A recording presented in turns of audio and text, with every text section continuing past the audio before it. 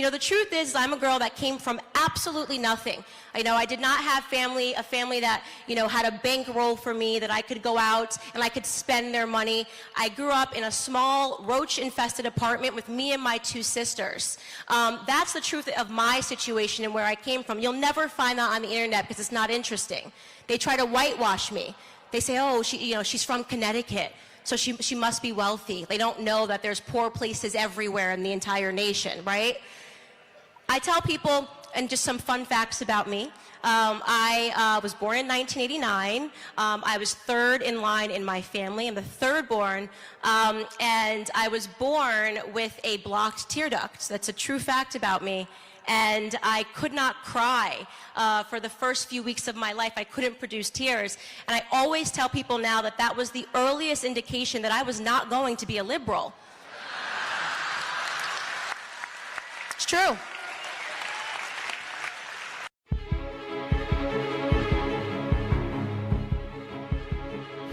And in many ways, Trump and Brexit represent the latest fight against tyranny. Tyranny is always subtle. It comes in obvious forms like communism and Nazism, but it also comes in subtle forms like dictatorship by unaccountable, unelected international officials who have no accountability to you or I. And that's a hugely worrying thing. And that's exactly what the European Union has become in Europe. And people will say the same things that they say in America about Trump. They'll say it's racist and it's misogynistic and it's a worrying thing for the state of the nation. But actually, that's just part of the liberal spin that so much of the world is buying right now. Actually, what Brexit is all about is about restoring choices and sovereignty to the individuals of the United Kingdom versus the European Union, which is so undemocratic that if it was its own country, it wouldn't be allowed into the European Union. That's how undemocratic it is.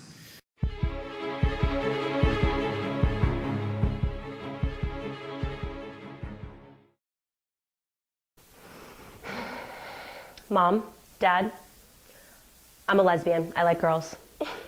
Oh, sweetheart. We always knew. The bottom line, we just want our children to be happy, and we love you regardless. Brave soul. Oh, thank you guys. Oh, also, I think I might be a conservative. I don't understand. I can't breathe. Hey, get that camera out of my wife's face. Get out of my face. Guys, it's totally fine. It's okay. I just, think a little more conservatively. But sweetheart, you're black. Yeah. Look, it was a crazy election cycle, a lot of emotions. We're going to get you somebody to talk to, and you're going to work through this entire mess. No, Dad, this is who I am. Oh, what about Beyonce? Yeah, what about Beyonce? You like Beyonce, you love Beyonce. Beyonce is a liberal. What's going on? I still do. It's just as a general rule, I don't think the Billboard 100 should dictate my political alignments. And what about all of our Spanish-speaking friends? I knew there were too many Caucasian people in this neighborhood. Oh, that's good, honey. Mm-hmm. Make me the bad guy, Mrs. I can't live without those hedges.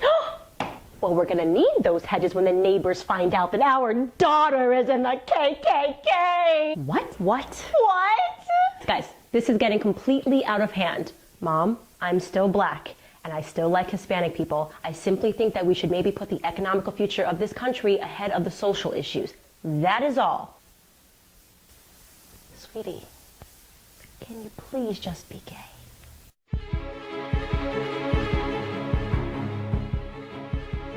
Liberalism is a cancer because it destroys lives. When you accept yourself and see yourself as a victim, like my granddaddy always says, if you believe you can't, you won't. It's that easy. A society now that wants to turn everybody into victims is a society that is telling and convincing people they can't before they even try. It's a society that is making people see themselves as the little man and not letting them know that in America, it's always been this.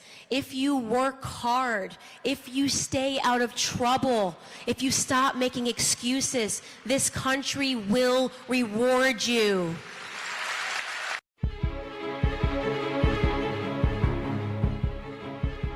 What was happening between me and that teacher, me and that professor, is the difference between liberalism and conservatism. You see, liberals, when they have a problem, they look out externally. They say, who can I blame? If I'm short, it's because of tall people. If I'm poor, it's because of rich people, right? This is the way they think. But conservatives, we do something weird, totally weird and foreign, right? We look inward. We look internally. We say, I have a problem, and now I need to fix it.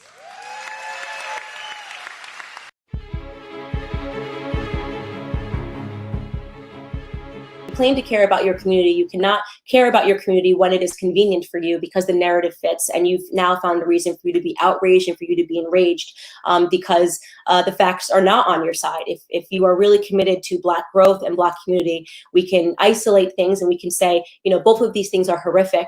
But if your bottom line is that you care about preserving Black lives, we need to address Black on Black crime first and foremost. And rioting in the streets or protesting in the streets only when Black people are killed by white Americans, which is something that happens hardly ever. Just looking at the actual empirical data, to me represents emotional fraudulence.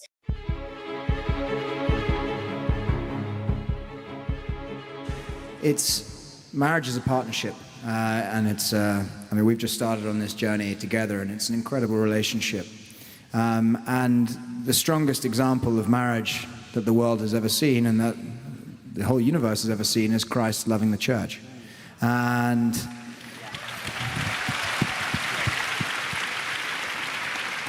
if Christ loved the church like a husband should love his wife, as Paul writes in Ephesians, then the sacrifice that Christ made for his bride was to lay down his life for the eternal wealth of the soul and for eternal salvation. So moving countries really isn't too much of a sacrifice compared to that.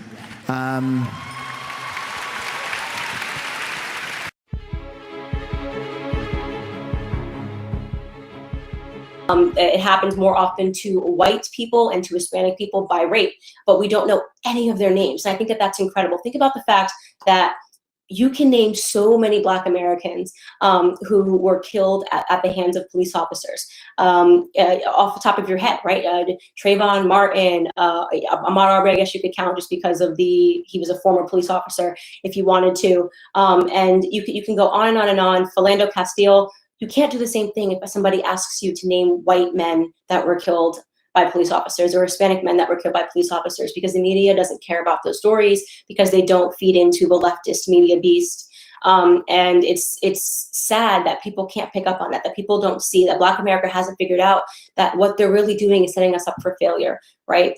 There is no other community, even when horrific things happen, right? That do the amount of protesting and screaming and getting ourselves arrested and yelling and hollering that Black America does. Let me give you an example. So recently, this year, there's been a major increase in Black Americans murdering Jewish Americans, especially in the cities. It's been a major issue. You guys might recall the rabbi who was stabbed in the head. He was actually at a service, and a Black man who was disturbed came in and stabbed and killed him. He just stabbed him in the head.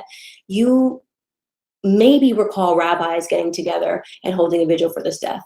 You do not recall any boycotting, protesting, any Jewish Black Panthers, if they exist, marching through the streets demanding justice. You do not recall that back-to-back madness and that coverage. Why is that? Why is it only Black America does that? Hispanic Americans, if they die and the killing is unjust, why do you not see that portrayed in the media or see Hispanic Americans gathering and doing that thing? What is it about Black Americans that we do that? If you're going to say it's our history in this country, there's been tons of discrimination in this country. None of us have lived through it. So please don't give me the BS and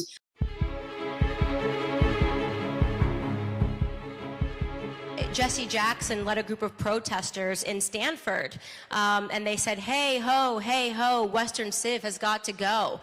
and they referred to this course as racist, right? It's wrong to be celebrating Western civilization. This was sort of the beginning of teaching people, indoctrinating children and students to believe that there's something inherently wrong with being American. How weird. How weird that I can go onto a college campus today and students can break out and start chanting USA, USA, and other students will say that that chant is racist.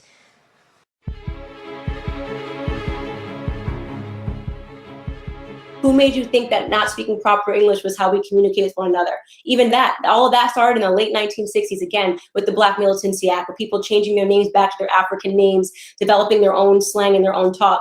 I was studying David Hume. You guys don't know him. He's, one of the greatest Scottish writers, philosophers.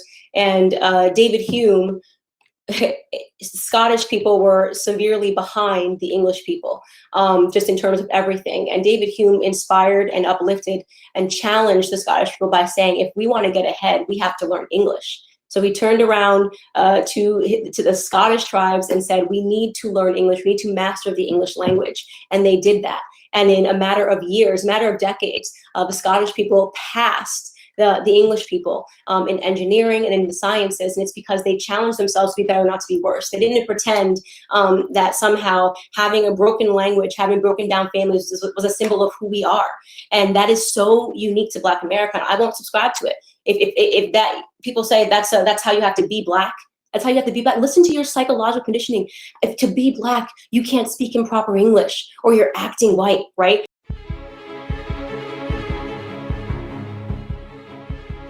So first and foremost, I want to talk about the concept of white supremacy, because that is something that we see so much across the media today, across the mainstream media narrative, is this idea of white supremacy. If you are a minority in this country and you believe that every single thing in your life that you don't have, that you do have, that you will have in the future is because of white people, you are a person that believes in white supremacy.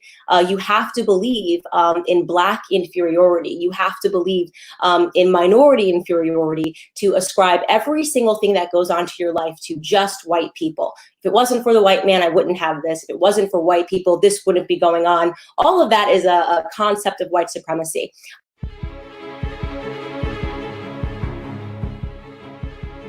In California, 70% of Black boys cannot pass a basic literacy exam, okay?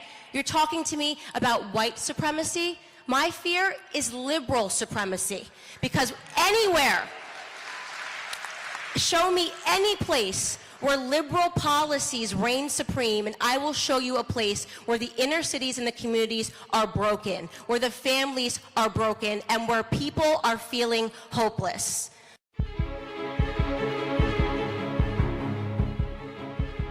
All of this stuff about pretending, oh, it's, slavery and the Jim Crow laws and all of this stuff, because the truth is people that lived through that didn't act like this. They didn't. The rioting started after the Civil Rights Bill of 1964. The riots that happened across the cities started happening after we actually gained our freedom in a legislative piece. When Jim Crow laws were put to an end is when Black people started rioting, right? So why is it that free Black people in this country are more riotous and more angry, right, than the Black people that were actually living under systemic oppressions? I can't understand that. I can't wrap my head around it. Why do we need to pretend that we are living in the 1850s? And why is that a token, somehow a token of our Blackness, right? The angrier you are shows that you're Black. No, it doesn't.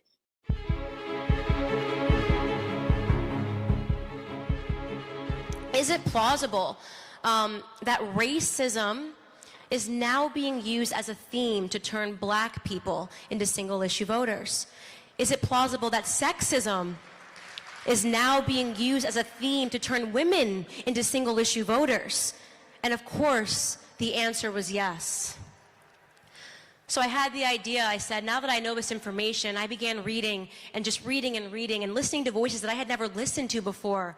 Dr. Thomas Sowell, Dr. Ben Carson, Dr. Condoleezza Rice, heroes in the Black community, and so disrespected. I started reading their books and I suddenly felt like I was awake, like I had been sleeping my entire life, like I had been lied to.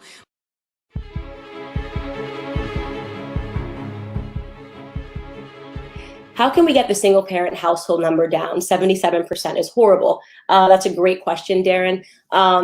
Yes, it is abhorrent. And by the way, I talk about that in my book, because if you want to know the biggest indicator of whether or not you are going to be wealthy or impoverished, you need but look in the household. Your chances of breaking out of poverty if you are a single parent is atrocious versus just having a 2-parent home. Making sure you get married before you have kids is a big thing that can correct the course that you're on. But the only way we're going to be able to do this is through education. And I'm a big believer that our education system is no longer educating. We are simply creating more and more people that are reliant upon a government. And we know that there is an agenda to expand government programming. And until there is an awakening in the Black community, until Black America becomes educated, until we are no longer scared. And what I mean by scared is what I said, is that freedom can be very scary. It can be a burden because you go, oh my gosh, suddenly I'm responsible for me. And I've got to do the work. I've got to read the books. I've got to compete with these guys next to me. This guy might be smarter than me at this. This guy might be smarter than me, but the only person that's responsible for that is me. Until Black America does that and properly learns our history and takes the time to do that, as I've done, I'm never not reading. Right now I'm reading, here we are, another Thomas Sowell book. I love him, Economic Facts and Fallacies. I consider myself to be, a forever student. And I think that it is the only way that we can start to see those numbers go down, is for Black Americans to be more educated.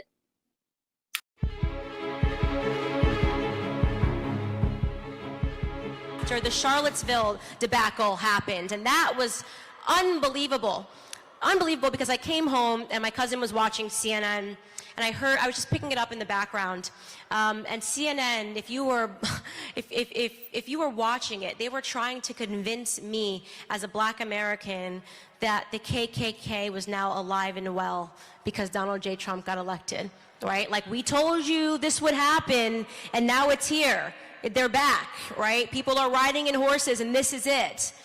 And I got so angry, and I started ranting for 4 minutes on my computer. And I'll tell you where this anger came from. The worst thing that the left does is that they cheapen evil. They cheapen real evil, right? And I was angry because when they started talking and trying to say that the Ku Klux Klan was alive and well, they were cheapening the real experiences that my ancestors lived through. They were cheapening it. And when I say my ancestors, I don't mean long dead ancestors. I mean my grandfather, who's still breathing, who grew up with the real Ku Klux Klan in a segregated South. They cheapened that experience. And these stories were so real to me growing up. To have my grandfather around the dinner table explain to us that he grew up with the real Ku Klux Klan, that when he was a kid, they would come by his home and they would spray bullets. And what's remarkable about that is that my grandfather, when he tells that story, he doesn't tell it like a victim.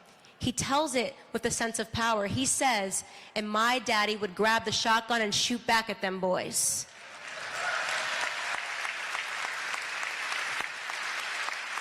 That strength, that power, never a victim, segregated South. I've never heard my grandfather ever, growing up in his home, ever utter a bad word about a white person, ever. He would just say it was a different time.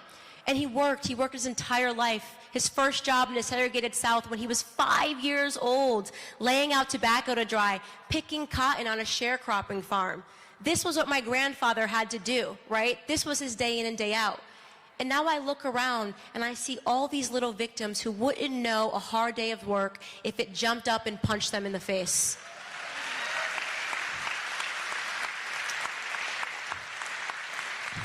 Most of you, know my grandfather. I know in California, you probably saw him sitting behind me when a certain loser named Ted Lieu, right, decided to play a tape when I was sitting in a House Judiciary Committee. My grandfather is easily the closest person to me. I love him so much. And I feel that everything that he lived through was to give me this experience to go through life, not as a victim, but as a part of this society.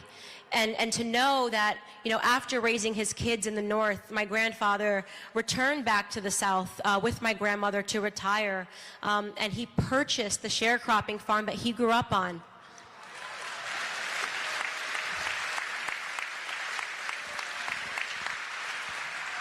He was able to live that life because he made good decisions. That was it. not because he cried, not because he protested when something bad happened, not because he was shrieking in the streets, not because he was demanding handouts. He was able to do that because of the American dream, and because that is what is on the line. That's what I fight to protect, right? That's why I launched Blexit, the Blexit organization, the black exit from this liberal ideology, which has become a cancer. It is a cancer.